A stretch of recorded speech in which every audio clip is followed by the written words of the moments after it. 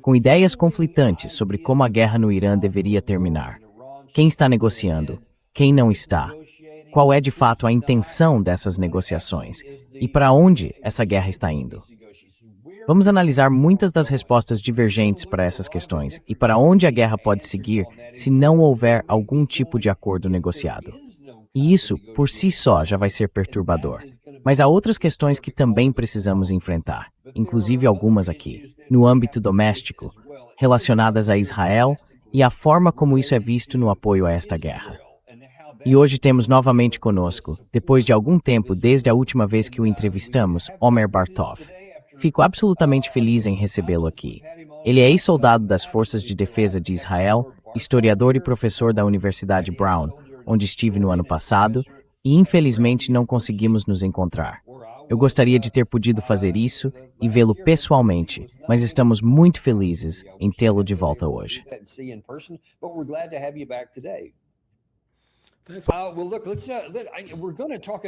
Bem, olha, vamos falar sobre muitas dessas coisas que acabei de mencionar na introdução. Mas há outra questão que considero um pouco mais urgente e sobre a qual Shidi falar agora, porque você acabou de voltar da Europa, onde está mais ou menos em uma turnê de palestras sobre seu novo livro, Israel, o que deu errado. E essa também é uma história fascinante, porque você é, obviamente, historiador. E especialmente na Universidade Brown, você fala sobre limpeza étnica e genocídio. Quer dizer, esse é um dos seus principais temas lá. Então você tem uma perspectiva única, como judeu, como israelense, como ex-soldado das Forças de Defesa de Israel, sobre o que está acontecendo hoje na faixa de Gaza e na Cisjordânia. E muito disso tem a ver com a forma como o sionismo é interpretado, e há interpretações radicalmente diferentes. Eu queria saber se você pode nos contar um pouco sobre o que trata este livro.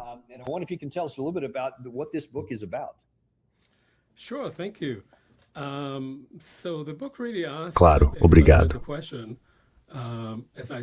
Então o livro levanta uma questão fundamental, pelo menos como eu vejo. Como é possível que o sionismo, que começou como um movimento dedicado a libertar os judeus, a maioria dos quais naquela época, no fim do século XIX, vivia no leste europeu, da perseguição, do racismo, do antissemitismo crescente e, por fim, de muita violência, libertá-los disso e criar um novo Estado para os judeus, onde eles pudessem governar a si mesmos. Como essa ideologia se transformou, depois da criação do Estado, em 1948, cada vez mais numa ideologia de Estado de exclusão, expansionismo, militarismo e, por fim, de justificativa para limpeza étnica e genocídio.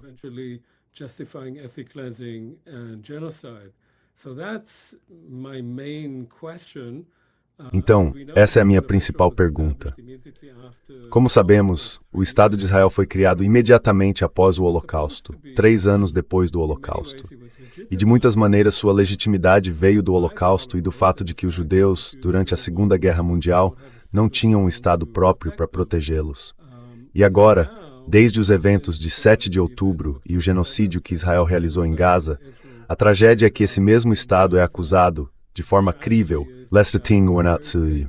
Então essa é realmente a razão central deste livro.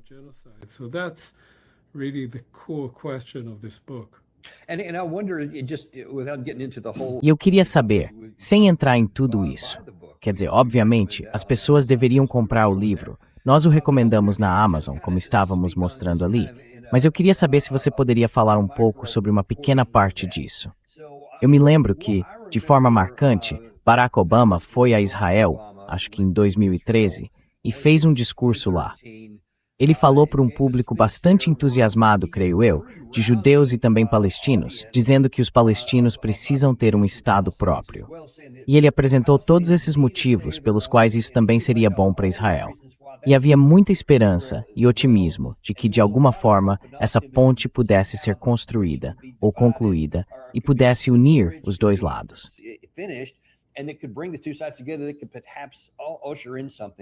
Talvez aquilo pudesse inaugurar algo. Mas aquele momento não durou muito. E quase ninguém presta atenção nisso no Ocidente hoje. Mas nos 3 meses anteriores, a 7 de outubro de 2023, houve uma quantidade significativa de violência, tanto em Gaza quanto na Cisjordânia.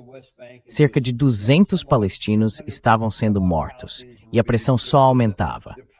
Então, é claro, tudo explodiu em 7 de outubro. E sabemos de tudo o que aconteceu desde então, o que agora abriu espaço para essa escalada, a limpeza étnica e todas as outras coisas que você acabou de mencionar.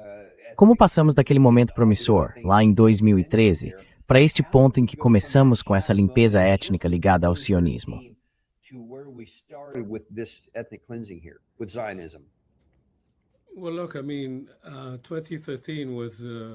Bem, veja, quero dizer, 2013 foi um bom momento, mas àquela altura, em muitos aspectos, já era tarde demais. Eu diria que o último momento real para criar dois estados entre o Jordão e o mar foi no início dos anos 1990, durante os acordos de Oslo. Mas em 1995, o então primeiro-ministro israelense, que de certa forma conduzia essa missão, Rabin, foi assassinado.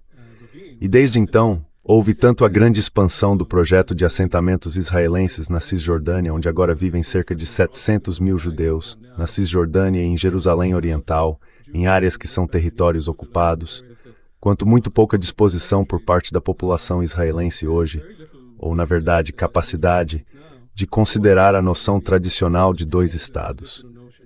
E uma razão principal para isso, e o presidente Obama faz parte do problema, é que os governos americanos, ao longo do tempo, não pressionaram Israel esse território em troca de paz.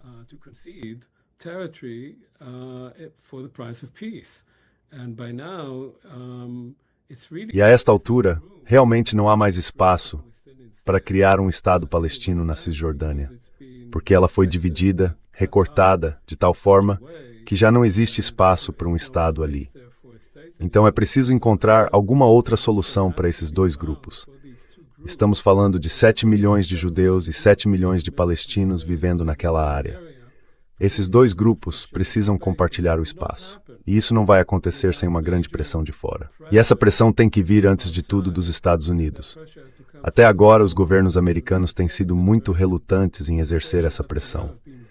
Em vez disso, estão apoiando governos israelenses de direita que exercem opressão, ocupação e violência contra os palestinos.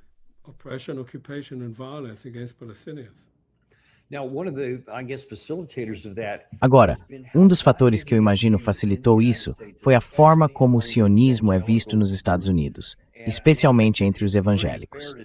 E acho bastante justo dizer que o 7 de outubro jogou querosene nesse desejo, que basicamente dá carta branca para qualquer coisa que o governo israelense secular, sob Netanyahu, queira fazer ou tenha decidido fazer, como se tudo fosse justificado pelo terrorismo que aconteceu no 7 de outubro.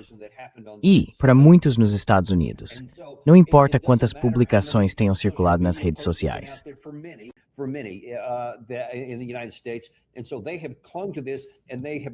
Então eles se apegaram a isso e simplesmente ignoraram todas essas coisas.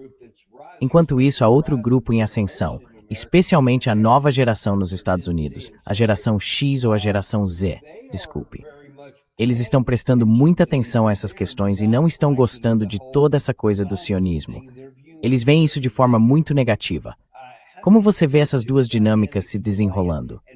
E por que você acha que, especialmente entre os baby boomers e os evangélicos, eles se apegaram tão fortemente a essa versão do sionismo anterior ao 7 de outubro?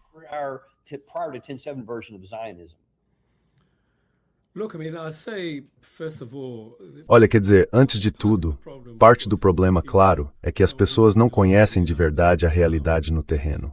E elas recebem informações por meio do que se chama asbará israelense, por meio da propaganda israelense e de uma espécie de mídia americana dominante que tem sido terrivelmente negligente ao noticiar as realidades no terreno, não só em Gaza, mas também na Cisjordânia. E o melhor remédio para isso é que as pessoas que realmente querem saber o que está acontecendo vão até lá e vejam com os próprios olhos.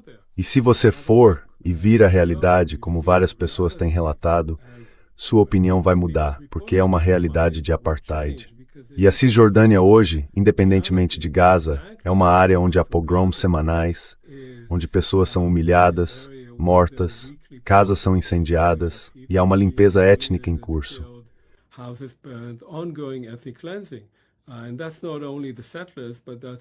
E isso não envolve apenas os colonos, mas também a assistência das Forças Armadas israelenses.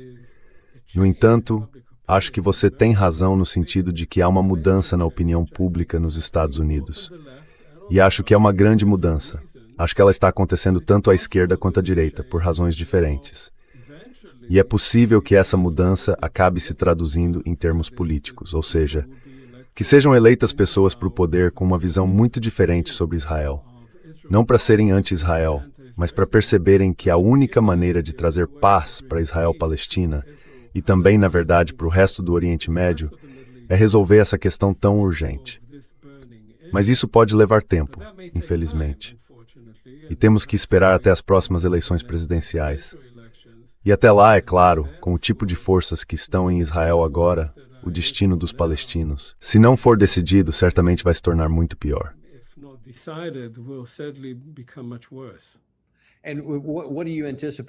E o que você prevê, falando de eleições?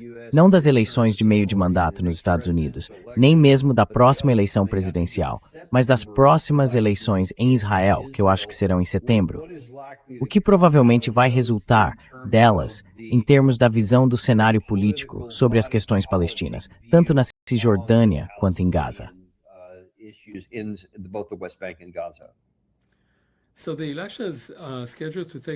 Então, as eleições estão marcadas para 28 de outubro, que é o último dia possível pela lei israelense. Isso, por si só, já é extraordinário, porque o governo de Netanyahu foi a causa fundamental do fiasco de 7 de outubro. E na maioria dos países normais, um governo desse tipo teria sido derrubado muito antes. As pessoas que estavam no comando teriam renunciado, envergonhadas. Em vez disso, este será um dos únicos governos da história de Israel a ter cumprido todo seu mandato. Isso não é comum em Israel. Um governo realmente sobreviver por 4 anos. Agora, o que vai acontecer nas eleições? As pesquisas indicam que Netanyahu vai perder e que haverá outra coalizão.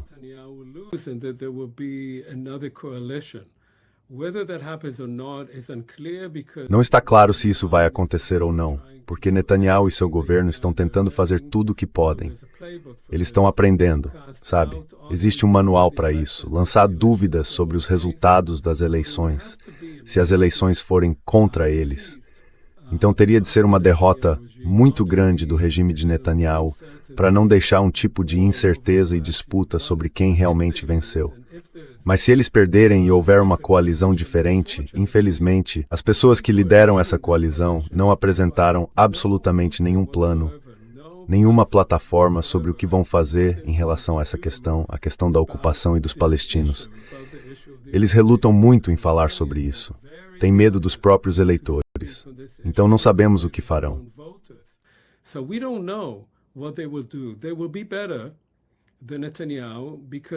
Eles serão melhores do que Netanyahu porque terão mais a perder. Netanyahu não tem mais nada a perder, nem ele, nem as pessoas ao redor dele. Então ele só precisa que a guerra continue, que a violência continue, e é isso que o mantém no poder. E as pessoas que talvez o substituam, esperamos, terão mais a perder e serão, eu acho, mais propensas a aceitar pressão externa. Mas elas não apresentaram nenhum programa sobre o que querem fazer. E isso terá de acontecer, de novo, seja quem for que esteja no comando em Israel, por meio de pressão externa para forçar Israel a finalmente abandonar o uso exclusivo da força. E como você sabe, em Israel há um ditado: use violência, e se a violência não ajudar, use mais violência. É preciso sair disso e voltar à política e à diplomacia.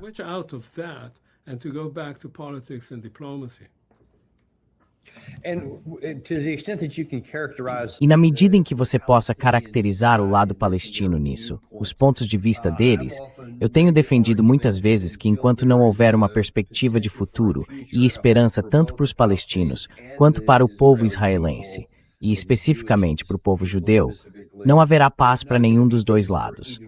Um não pode existir às custas do outro. Isso simplesmente não vai acontecer. Onde você vê o povo palestino nessa situação? Se havia um caldeirão de 7 de outubro, especialmente naquele verão, existe sequer um caminho para alcançar, seja cessar fogo e na solução.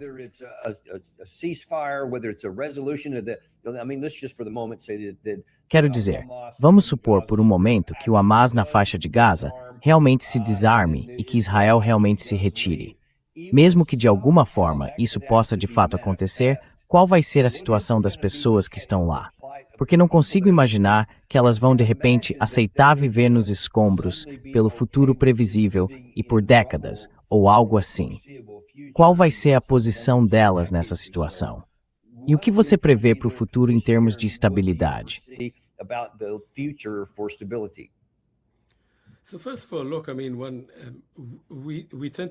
Então, antes de mais nada, veja, tendemos a pensar em termos simétricos.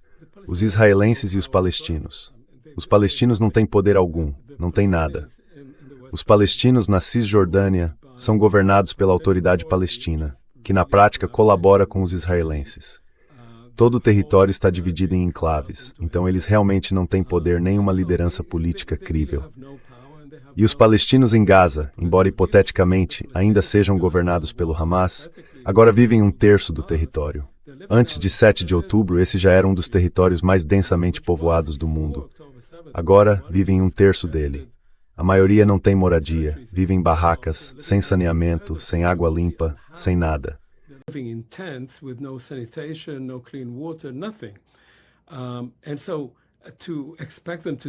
E então esperar que eles façam qualquer coisa além de algum modo tentar sobreviver e perguntar, bem, qual é a simetria entre o que eles fariam e o que os israelenses fariam? Isso realmente não é realista. Acho que você tem razão, é claro. Se você oferece às pessoas um tipo diferente de futuro, elas vão tentar encontrar o tipo de pessoas que as representem e as levem até esse futuro. Mas agora, na semana passada, eu acho, ou há 2 semanas, publiquei um artigo de opinião no The New York Times sobre o futuro de Gaza e o que isso significa para o futuro do genocídio. E quando pensamos no que está acontecendo em Gaza nesse momento, se o chamado plano do presidente Trump para Gaza for adiante, isso significa que todos terão lucrado com o que aconteceu em Gaza, com aquele genocídio.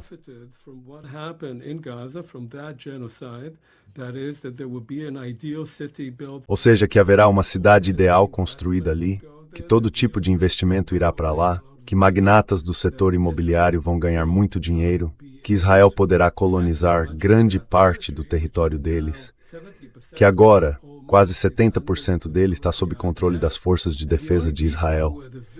E as únicas pessoas que são vítimas desse genocídio, os palestinos que estão lá, permanecerão e continuarão sendo vitimizadas. Haverá aqueles que construirão esses prédios e depois, lavarão a louça e limparão os banheiros para os ricos e famosos que virão da Europa e da América para morar naquela bela cidade ideal.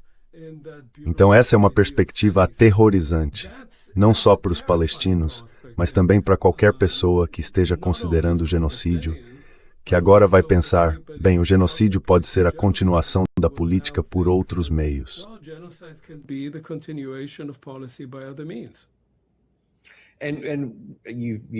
E você acabou de dizer que os palestinos não têm poder político, nem liderança, nem influência. Mas quero dizer, eles também não tinham antes de 7 de outubro. E a raiva parecia ter aumentado até finalmente explodir. Não veríamos uma repetição disso?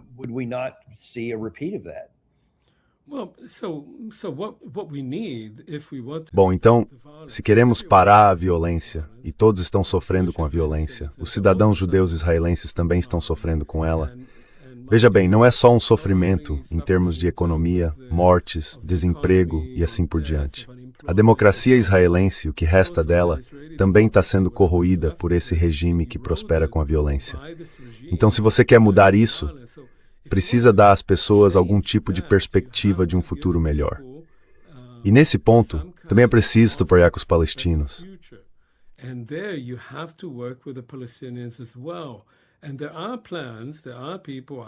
E há planos, há pessoas. Eu participo de um grupo que está trabalhando nisso. Chama-se Terra para Todos e tenta criar uma visão de uma confederação entre Israel e Palestina, partindo do princípio de que a solução de 2 estados de fato está morta. A ideia é criar 2 estados que estejam em uma confederação um com o outro e compartilhem esse espaço. Mas para fazer isso, para colocar isso em andamento e dar esperança às pessoas, precisa haver uma liderança externa confiável que pressione por isso. Precisa haver uma nova liderança em Israel. E sim, também precisa haver uma nova liderança palestina, o que é muito difícil de encontrar agora, porque os palestinos vivem em condições tão terríveis e porque o que o Estado de Israel está realmente tentando fazer é tornar isso impossível, minar qualquer viabilidade de algum plano de compartilhamento desse espaço.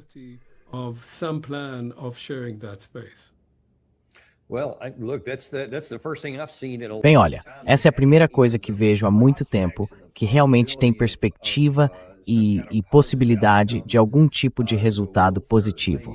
Então, com certeza, vamos dar mais visibilidade a isso aqui. Obrigado por trazer isso e nos mostrar, porque sem essa mudança, simplesmente não haverá paz para ninguém em Israel. Aconteça o que acontecer. Não dá para conquistar isso pela força. Não dá para se livrar de dois. Bem, na verdade, algo mais como 5 ou 7 milhões de pessoas. Então isso não vai acontecer. Temos que encontrar alguma solução e precisamos de novas ideias sobre isso. Então, muito obrigado por trazer essa parte à tona.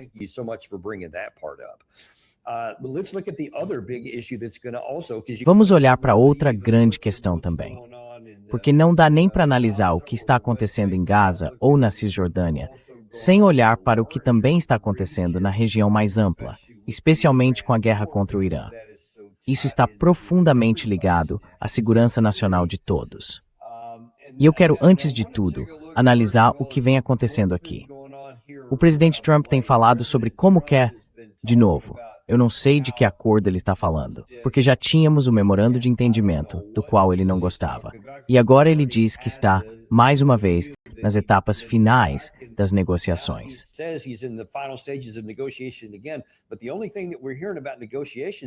Mas a única coisa que estamos ouvindo sobre negociações, na verdade, é entre o Irã e Omã. E eles dizem que estão perto de fechar um acordo sobre Hormuz. Muita gente está tentando entender o que está incluído nisso. Al Jazeera disse hoje que uma das possíveis cláusulas é que o acordo sobre Hormuz entre o Irã e Omã impediria a passagem de países hostis. E todos os outros que forem hostis teriam de pagar uma tarifa, ou seriam impedidos de transitar por essas vias marítimas. E ao que parece, isso deve ser anunciado nos próximos 1 ou 2 dias. O que você sabe, antes de mais nada, sobre esse acordo entre o Irã e Omã?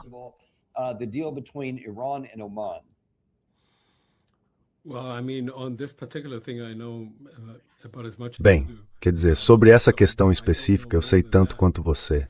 Então não sei mais do que isso. Acho que isso é uma indicação de quão irracional, de como.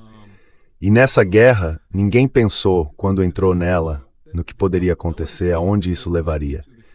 E o que isso criou foi transformar o Estreito de Hormuz, que não era de forma alguma uma área disputada e é uma via marítima internacional aberta. Você não tem o direito de cobrar pedágios nem nada disso. Todos os estreitos do mundo deveriam ser abertos, segundo o direito internacional. Isso transformou o Estreito de Hormuz numa moeda de barganha para o Irã. E esse é o resultado de uma guerra que nunca deveria ter começado.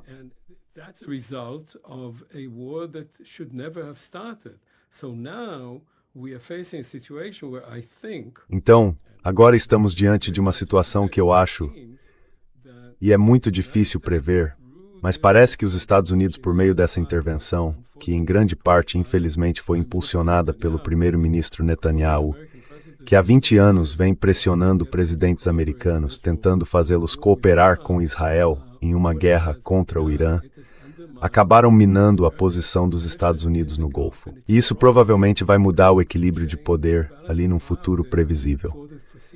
É aí que Omã, Catar, Kuwait e todos os países da região são realmente importantes, porque eles dependiam em grande parte da dissuasão dos Estados Unidos em relação ao Irã. Havia uma espécie de equilíbrio de poder ali. E agora esse equilíbrio foi rompido. And now the balance of power has been disrupted. The United States, with all the bluster of this Os Estados Unidos, com toda a bravata deste governo, mostraram que na prática não conseguem obrigar o Irã a fazer o que querem. E os estados do Golfo se sentem extremamente vulneráveis em relação ao Irã. Eles não sentem que estão suficientemente protegidos pelos Estados Unidos e precisam chegar a outros acordos porque estão expostos ali. Então, nesse sentido, seja qual for o acordo, a guerra supostamente era sobre armas nucleares no Irã. E é provável que o Estreito de Hormuz agora esteja muito menos seguro do que antes. E que o Irã, quando isso acabar, produza uma arma nuclear o mais rápido possível, porque terá aprendido a lição de que essa é a melhor forma de impedir que seja atacado novamente. Isso é algo em que todos deveriam ter pensado antes. Houve pessoas que pensaram, mas Trump e Netanyahu conduziram tudo nessa direção e se meteram numa enorme confusão. Led in this direction and got themselves into a huge mess. E por que você acha que do lado israelense, qual foi a motivação de Netanyahu? Não apenas agora, porque você disse que ele vem tentando conseguir isso há 20 anos. Mas mesmo numa análise superficial do equilíbrio militar, do poder de fogo disponível do lado dos Estados Unidos e das capacidades defensivas do lado iraniano, as cadeias de montanhas deles praticamente tornariam qualquer tipo de ofensiva terrestre algo suicida. Mas elas também oferecem cobertura para todas essas cidades de mísseis e assim por diante. Isso era bem conhecido. Todo mundo sabia que era assim lá. Então até um analista militar básico diria, certo, não podemos usar a guerra para conseguir isso, porque o desafio é grande demais para os recursos que temos. Simplesmente não podemos vencer. Ainda assim, eles começaram mesmo assim. E Netanyahu não é estúpido, independentemente do que alguém possa pensar sobre a moral dele. Mas ele definitivamente não é estúpido. Então, qual seria a possível esperança ao iniciar uma guerra que racionalmente eles não poderiam vencer?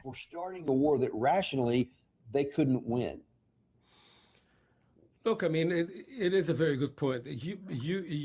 Olha, quer dizer, esse é um ponto muito bom. Pode-se dizer que Israel tinha razões racionais para se preocupar com um regime como o dos ayatolás no Irã, produzindo uma bomba atômica. Porque Israel é um país pequeno e, claro, bastante vulnerável. Mas sabia-se que o Irã tinha tomado uma decisão estratégica de não produzir uma bomba.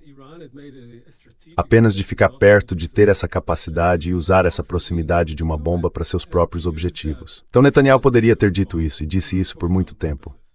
Fez muitos discursos sobre isso, inclusive, como você se lembra, na Assembleia Geral da ONU. Mas o objetivo dele era outro. Na minha visão, Netanyahu sempre... Os olhos dele estavam em uma coisa. Os olhos dele estão nos territórios ocupados.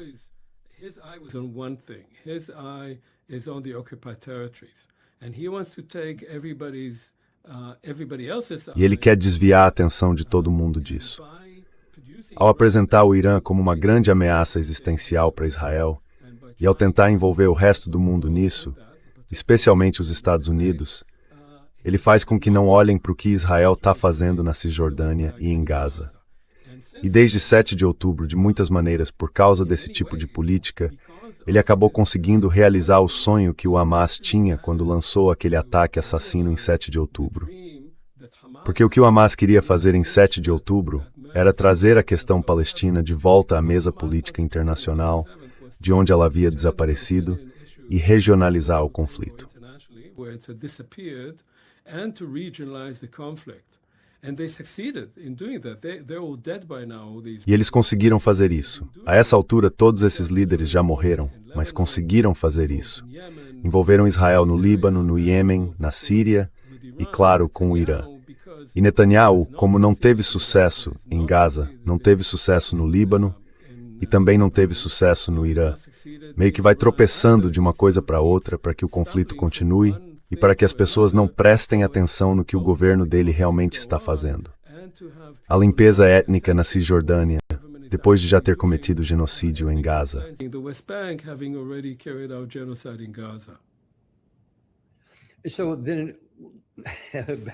Então, voltando à questão de qual é a intenção dele. Porque, tudo bem, o objetivo de curto prazo aparentemente foi alcançado. Mas, com essa guerra contra o Irã, as pessoas não estão prestando atenção ao que está acontecendo nos territórios ocupados, e imagino que ele tenha tido algum sucesso nisso. Mas há uma questão maior em jogo aqui. Porque parece que Netanyahu, especificamente, ainda está fazendo tudo o que pode para incentivar o presidente Trump a voltar a atacar. O presidente Trump supostamente lançaria, neste último fim de semana, seu maior ataque desde a Segunda Guerra Mundial. Mas então recuou, segundo reportagens da mídia e outras fontes que eu tenho. O lado saudita se opôs veementemente, pela lógica óbvia de que seria atingido. E o lado iraniano tinha deixado muito claro que isso aconteceria, junto com os outros países do Conselho de Cooperação do Golfo.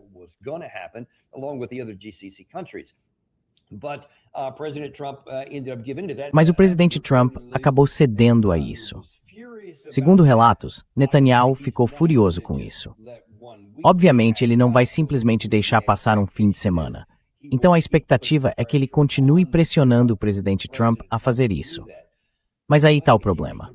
Se ele conseguir, e se o presidente Trump acabar cedendo, tivemos o coronel Doug McGregor hoje, e ele diz estar muito confiante de que isso vai acabar acontecendo. Os Estados Unidos vão voltar e atacar algo grande.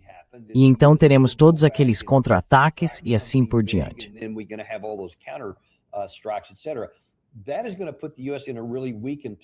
Isso vai colocar os Estados Unidos numa posição realmente enfraquecida. E neste momento Israel, segundo a contagem de Netanyahu, está basicamente numa guerra em 7 frentes. Mas precisa da participação ativa dos Estados Unidos para ajudar no longo prazo ou não consegue sustentar isso? Mas, se nos estendermos demais aqui, se ele conseguir o que Netanyahu quer, se Trump voltar ao poder, isso vai antecipar o dia em que não teremos material suficiente nem para dar a Israel, muito menos para usar nós mesmos. E todas essas frentes estarão então em risco.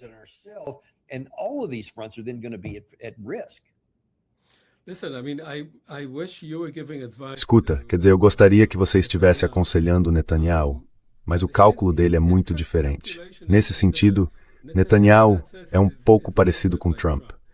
São pessoas que não pensam realmente no longo prazo. Agora, Netanyahu está pensando em uma coisa só. Está pensando em outubro. Está pensando nas eleições. Para ele é muito melhor haver um estado de emergência em Israel, ter todas essas frentes em andamento, eles explodiram uma série inteira de vilarejos no sul do Líbano, toda a violência na Cisjordânia, e ele está tentando, começar uma guerra de novo. Não está exatamente claro contra quem, mas começar algum tipo de guerra em Gaza e ter cada vez mais violência também contra o Irã, para que ele consiga de alguma forma se agarrar ao poder, dizendo, bem, eu tenho poder sobre o presidente americano, eu sou o único que consegue lidar com a comunidade internacional.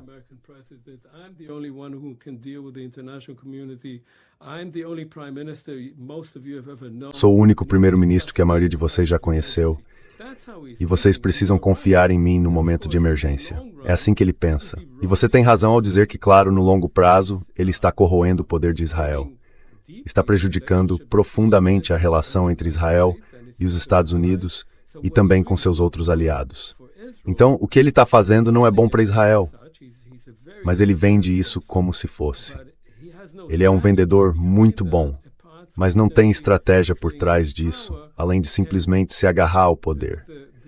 E o triste é que as pessoas que disputam o poder com ele não vão dizer isso abertamente, porque ele conseguiu enganar tanto o público israelense que, se começarem a dizer isso, serão vistas como antipatrióticas e não como pessoas que estão realmente olhando para a situação real e percebendo que Israel se estendeu demais e que não pode vencer nenhum desses conflitos.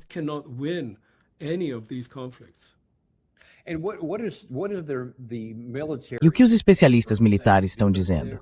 Porque houve algumas reportagens aqui no Ocidente, enfim, nos Estados Unidos, não sei, 1 mês e meio, 2 meses atrás, de que supostamente o chefe do Estado-Maior israelense teria dito: ei, estamos nos desgastando, vamos ter que tirar algumas dessas guerras da mesa, ou algo nesse sentido. E eu fico pensando, as forças de defesa de Israel nunca foram projetadas, quer dizer, organizadas, para travar uma guerra de atrito longa e sustentada com quem quer que fosse. Elas eram voltadas para guerras curtas, intensas e decisivas. Depois, mobilizavam reservistas e assim por diante, por períodos curtos. E essa sempre foi a história antes de 7 de outubro. As forças de defesa de Israel conseguem continuar sustentando indefinidamente todas essas 7 guerras?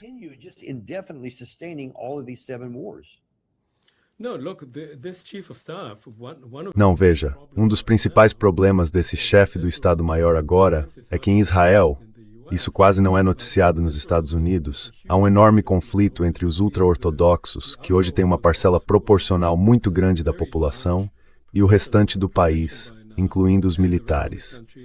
Isso porque eles estão se recusando a servir nas Forças Armadas, e há uma lei que exige que sejam convocados. Então há protestos violentos em Israel todos os dias, e o chefe do Estado-Maior está dizendo: precisamos de milhares de soldados, não temos soldados suficientes. Israel depende de uma base populacional relativamente estreita para recrutar tanto soldados regulares quanto reservistas.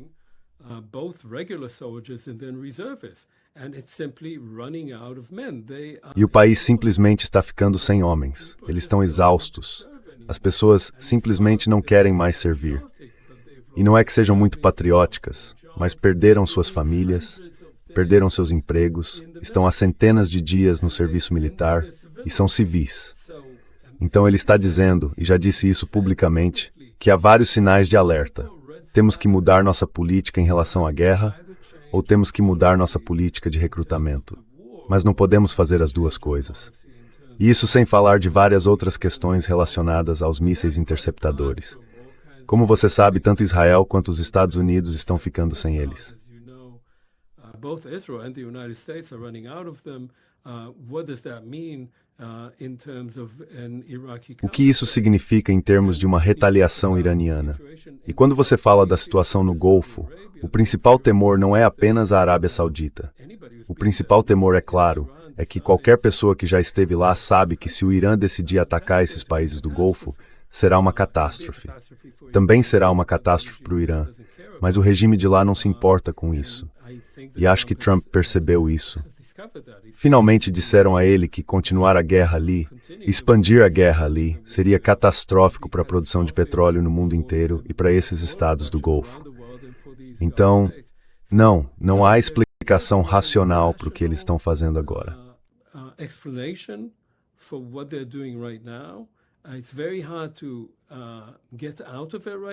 É muito difícil sair disso agora. Não há ninguém apresentando nenhum tipo de estratégia alternativa, nem em Israel, nem nos Estados Unidos. E veja bem, também não ouvimos isso nos Estados Unidos, de nenhuma parte da oposição, de ninguém pensando em qual seria a alternativa ao que os Estados Unidos estão fazendo. Então, nesse sentido, é irônico. Mas Israel iniciou uma guerra depois de Gaza. Envolveu-se em várias frentes, envolveu os Estados Unidos nisso. E tudo isso, de certa forma, é a dispersão do Netanyahu, tentando se manter e arrastando Trump para isso.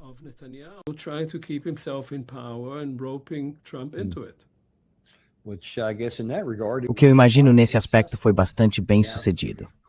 Agora a questão vai ser como vamos sair disso. E talvez ele consiga chegar a outubro, mas como vai passar de outubro, imagino que ele descubra isso em novembro, porque isso vai ser um problema real. E talvez as pessoas comecem a despertar.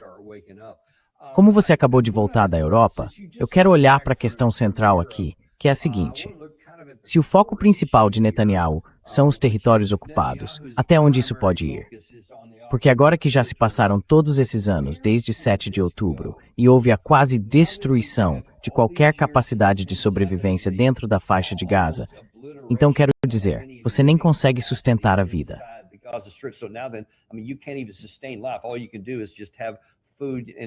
Tudo o que se pode fazer é manter a entrada regular de alimentos e outros suprimentos, apenas para manter a população fisicamente viva. Quer dizer, isso não é vida. É basicamente como estar em terapia intensiva, por assim dizer. Qual é o plano aqui? Porque há quem, e obviamente Smotrich e Ben-Gvir são alguns dos maiores defensores disso, ou pelo menos os nomes mais conhecidos, queira se livrar deles de uma forma ou de outra. Mas isso parece ir longe demais. Só que eu tenho visto na Europa que até o apoio tácito a tudo isso tem prazo de validade. O que você viu quando passou pela Europa?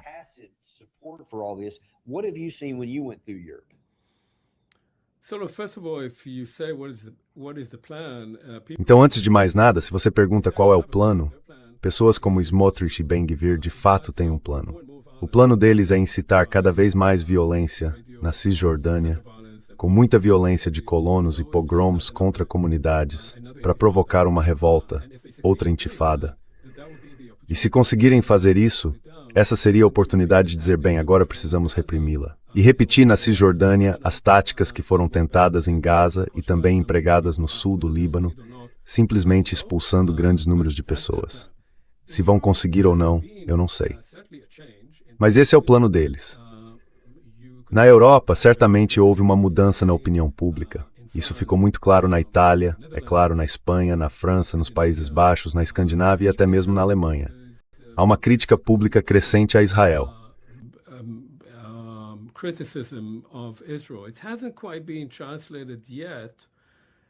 Isso ainda não foi totalmente traduzido em políticas. E acho que isso vai acontecer, mas está demorando muito. É muito difícil para os europeus serem completamente críticos em relação a Israel, por causa da história do Holocausto e desse senso de obrigação e responsabilidade pelo Estado de Israel. Também porque há um crescimento da direita na Europa, porque há islamofobia na Europa, sentimentos anti-imigrantes, tudo isso joga a favor de Israel. Mas existe um sentimento de repulsa que se vê com frequência na Europa. Então há uma disputa entre as elites políticas e grande parte da mídia e da opinião pública. Para que lado isso vai pender, dependerá muito do que acontecer nos Estados Unidos. Os líderes europeus, em geral, são bastante tímidos nesse sentido e estão esperando algumas decisões dos Estados Unidos.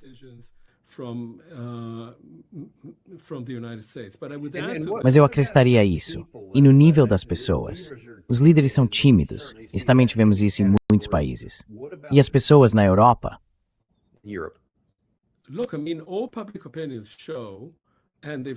Olha, quero dizer, toda a opinião pública mostra, e isso também tem se mostrado nos Estados Unidos, que a grande maioria agora é anti-Israel. Isso não significa necessariamente que seja pró-Palestina, embora seja assim que aparece nas pesquisas. Mas essa maioria se opõe ao apoio massivo que os próprios governos dão a Israel. E a ideia de que seus governos apoiaram e se tornaram cúmplices na execução de um genocídio certamente se reflete nesse tipo de mudança na opinião pública. Mas há muitos elementos trabalhando contra isso. Um elemento muito importante, e ouvi isso em vários países europeus, é que a indústria de armas, a tecnologia, a produção de armamentos está profundamente envolvida com Israel. E é uma via de mão dupla. Israel vende muitas armas e compra muitas armas.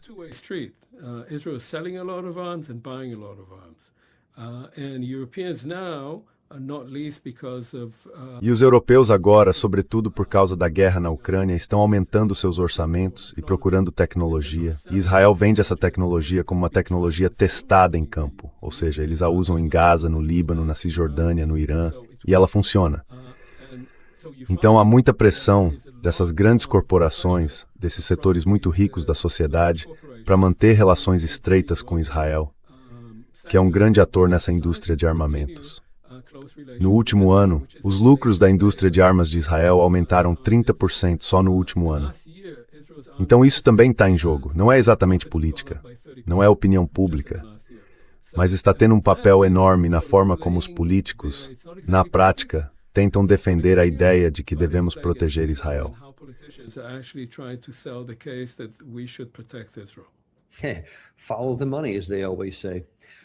Siga o dinheiro, como sempre dizem.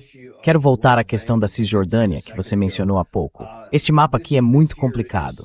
Ele mostra diferentes áreas, onde vivem alguns israelenses, alguns judeus e onde vivem alguns palestinos. É tudo uma mistura, um emaranhado, fragmentado por toda parte, o que torna muito, muito difícil fazer qualquer coisa.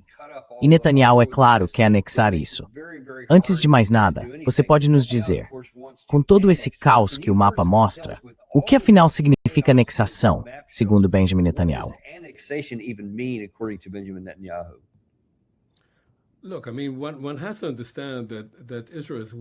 Olha, é preciso entender que Israel é um estado só. Não são dois estados. Não é uma ocupação. Oficialmente é chamada de ocupação. É um estado só, no qual diferentes grupos de pessoas vivem sob regimes diferentes. E na Cisjordânia, há décadas existe um esforço israelense para fragmentar as concentrações da população palestina, de modo que elas não tenham nenhuma continuidade territorial. Isso serve para minar a própria ideia da possibilidade de um Estado palestino. E desde 7 de outubro, isso se acelerou muito. A ponto de que agora, se você vive em determinada aldeia ou cidade, leva horas e horas para chegar à aldeia seguinte.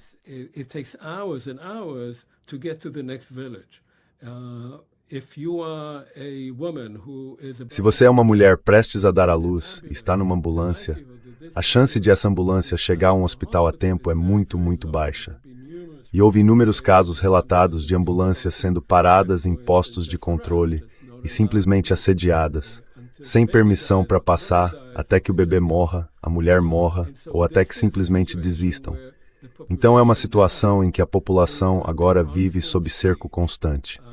As escolas são afetadas. Há um desemprego enorme porque as pessoas não conseguem ir trabalhar. Não conseguem chegar aos seus campos. Não conseguem enviar os produtos que têm. Portanto, é uma tentativa clara de tornar a vida impossível ali e de convencer as pessoas de que a melhor coisa que poderiam fazer é simplesmente juntar suas coisas e ir embora. Esse é o objetivo. That's the goal. And unlike what happened in the past, E diferentemente do que aconteceu no passado, agora você tem o ministro Smotrich, que é ministro das Finanças, mas também é ministro no Ministério da Defesa. Então ele é um ministro subordinado ao ministro, mas na prática é a pessoa responsável pela Cisjordânia. E ele é, claro, o líder do movimento dos colonos. E isso é ilegal, porque não deveria haver uma autoridade civil em um território ocupado. Mas Israel não se importa. E como ministro ali, ele também está no comando dos militares.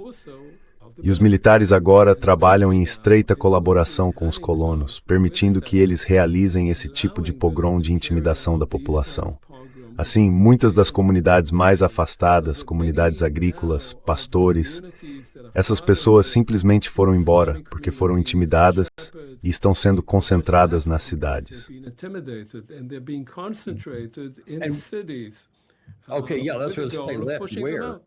Certo, sim, era isso que eu estava dizendo. Expulsos para onde? Eles estão indo para cidades. Estão indo para favelas, é claro, porque não têm do que viver. Os rebanhos de cabras ou ovelhas foram tomados pelos colonos. Eles não têm casas e vão para cidades. E mais uma vez o objetivo é concentrar a população. E então, se houver, na esperança deles, uma revolta que eles finalmente consigam incitar, os palestinos vão dizer, não aguentamos mais. E então, é claro, as forças de defesa de Israel podem entrar com força e tentar simplesmente expulsá-los. Então isso está piorando de uma semana para outra. A maior parte do mundo não está prestando atenção e em algum momento isso vai explodir.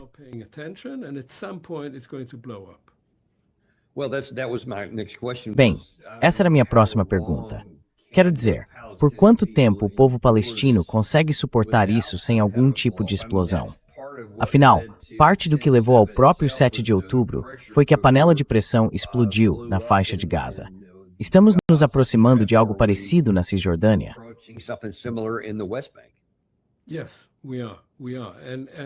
Sim, estamos.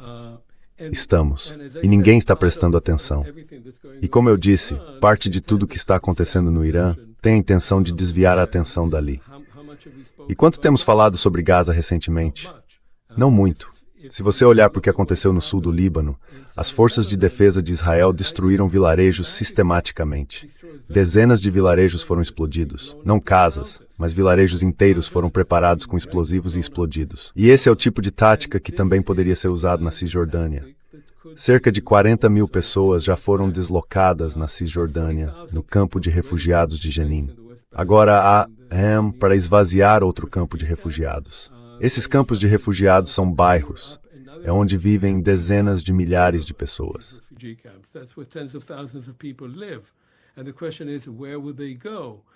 E a pergunta é, para onde essas pessoas iriam? Então a ideia é deixar cada vez mais pessoas sem moradia, deslocar cada vez mais gente e, por fim, expulsá-las completamente. Para onde elas iriam? Bem, essa é claro a questão. Porque em Gaza, a limpeza étnica que foi planejada não teve sucesso porque as pessoas não tinham para onde ir. Então elas foram simplesmente comprimidas nessa faixa de terra muito estreita. E é improvável que a Jordânia permita que as pessoas saiam por ali. E aliás, quando você olha para essa linha amarela, ela vem se movendo. Agora há uma linha laranja, e essa linha laranja avança quase 1 milha mais a oeste. Então as forças de defesa de Israel de fato vêm avançando sobre essa área, de 58% para agora quase 70% sob controle das forças de defesa de Israel. Bem, isso também não é muito otimista, nem muito encorajador. Existe algum consenso entre a população de Israel sobre como as pessoas se sentem em relação a essas questões? Quer dizer, alguns são a favor, outros são contra. Como é a situação por lá?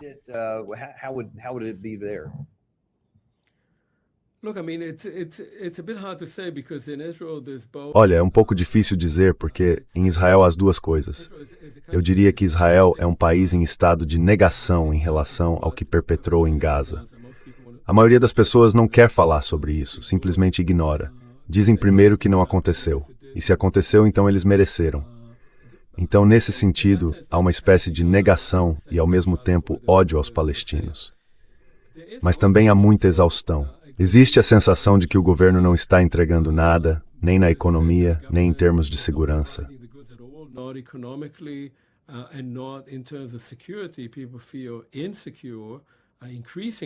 As pessoas se sentem inseguras, cada vez mais inseguras do que se sentiam antes de 7 de outubro. Ninguém acredita na retórica de Netanyahu sobre uma vitória final, de que finalmente vamos eliminar o inimigo. Então isso pode levar a uma mudança no governo. Mas o público israelense, em geral, aceitou o que lhe está sendo vendido, que as coisas estão ruins, mas não temos escolha e, de algum modo, precisamos continuar fazendo isso, sem que nos digam exatamente para onde tudo está indo.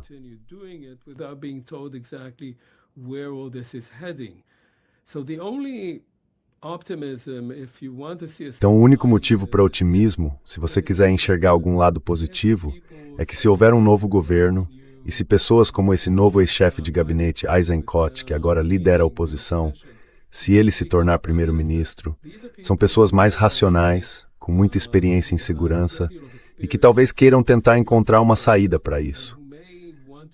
Mas todos eles são de direita, e todos têm uma mentalidade voltada para a segurança.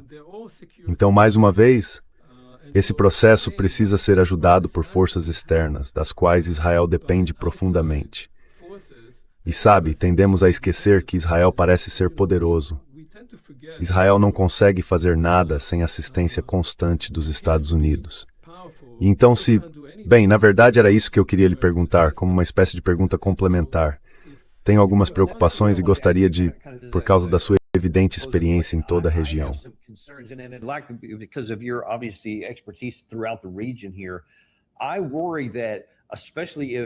Eu me preocupo que, especialmente se o presidente Trump acabar cedendo e realizar esse grande ataque, isso simplesmente destrua toda a região do Golfo, sobretudo a indústria do petróleo, enfim. Os Estados Unidos, então, como também podemos estar enfrentando uma derrota na guerra da Ucrânia, possivelmente até o fim deste ano, se as coisas derem errado lá, não teremos munição para continuar.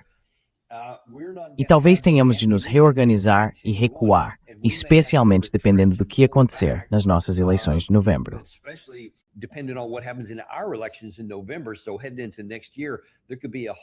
Então, entrando no ano que vem, pode haver um cenário completamente novo em termos de até que ponto o Congresso americano estará disposto a cooperar em qualquer outra questão. Se Israel perder, porque os Estados Unidos perderem a capacidade de fornecer todo esse material como temos feito até agora, e houver uma indignação crescente, que eu acho que muita gente na região teria, contra Israel, por terem sido eles que levaram Trump a iniciar essa guerra, que acabou devastando o país. O que preocupa você em relação à vizinhança de Israel nesse ambiente?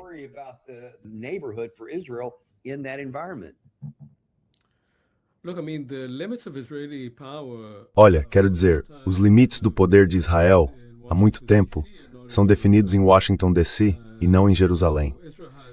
E por isso Israel basicamente não tinha limites. Acho que seria bom que os limites do poder israelense voltassem para Jerusalém, onde devem estar. E isso forçaria Israel a entrar na política. A vizinhança não é uma vizinhança que queira guerrear com Israel. É preciso lembrar que Israel não teve uma guerra de verdade, uma guerra real entre exércitos, com tanques, artilharia, aeronaves e forças navais, desde a guerra da qual eu participei, a guerra de 1963. Todas as guerras que travou desde então foram guerras contra militantes.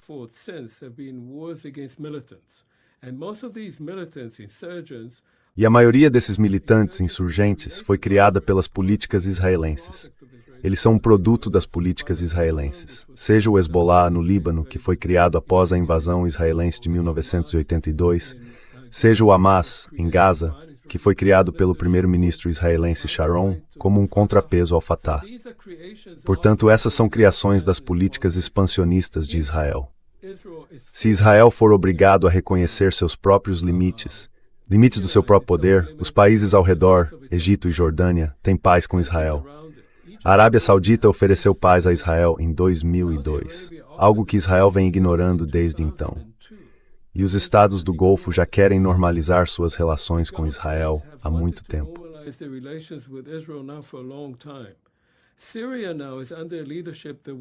A Síria agora está sob uma liderança que quer paz com Israel. O governo libanês quer paz com Israel. O único problema de Israel é que ele não quer fazer isso, porque isso significa que precisa, de alguma forma, lidar com a questão central da sua existência, que é a relação entre judeus e palestinos. Esse tipo de limite ao seu poder, seja qual for o motivo, pode forçá-lo a fazer isso. Então não estou preocupado com isso. Eu me preocupo com o que aconteceria nos Estados Unidos, mas acho que seria muito bom se os Estados Unidos, por escolha ou não, deixassem de dar esse apoio sem fim a Israel para conduzir políticas que são ruins tanto para os palestinos quanto para os israelenses.